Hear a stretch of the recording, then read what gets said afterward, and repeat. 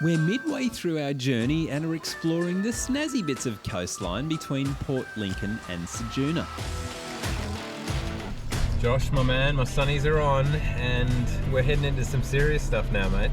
Well, it's just opening up for us, isn't it? And it's just a sea of sand dunes and actual ocean as well. Hey, let's go high first, eh? Definitely. I just saw the sign for these sand boards. Not only do we forget the fishing rods, but we've got the sand boards as well. Yeah, can't say I care at the moment. I'm having a blast. This is so beautiful, isn't it?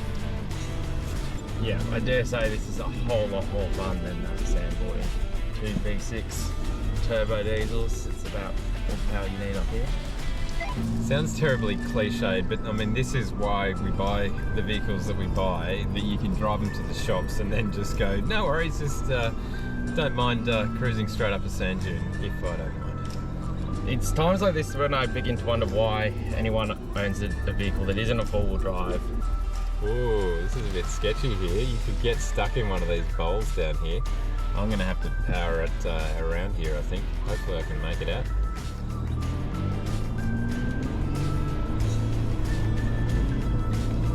Ooh, just stayed on the high side of that one. Jeez, it looked good doing it. Here we go, I'll have a go too.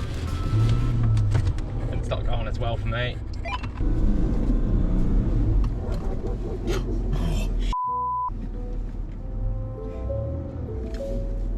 Might be a good time to get the Exy tracks. He may have done himself a mischief, folks. That's proper stuck. Might not have a job after this.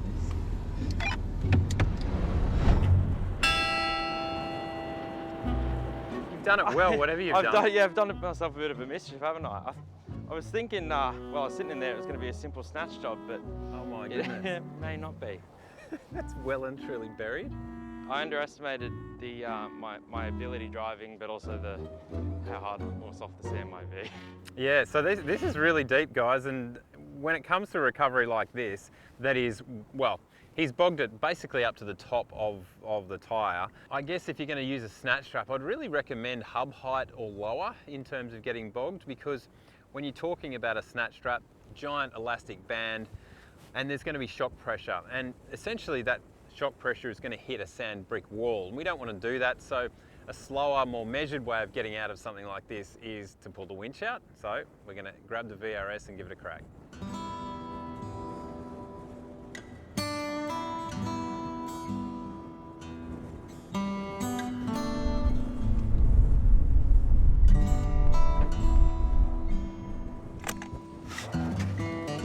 So it was out with the synthetic rope, pop on the cable dampener, and given there are most certainly no trees around here, we'll use the ARB Summit rear bar as our recovery point. Now we're putting the cable dampener right up this end because this is where the heavy stuff is in this recovery. We've got a heavy hook, we've got a heavy shackle, and if those were to break, highly unlikely mind you that they will, but if they do, then this cable dampener is designed to keep things low to the ground and stop things flinging off into the air or even possibly through a windscreen, because there's a lot of pressure built up here, and if they break, that could possibly happen. Now, when it comes to these parts, particularly this shackle, make sure you use a proper rated, safety rated bow shackle. Don't ever try those hardware store shackles. They will and do break, and they turn into missiles that could really hurt someone.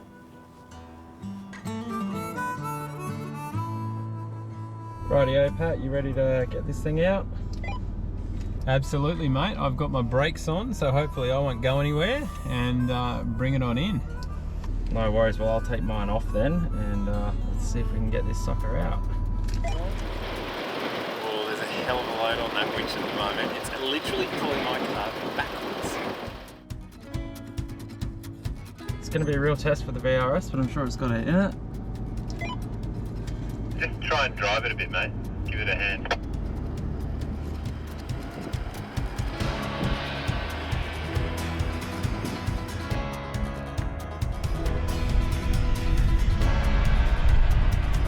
And once Josh was out of his dilemma, it was time to blow the sand off on a run to the beach. Get a load of that water. No, this is not the tropics. This is South Australia.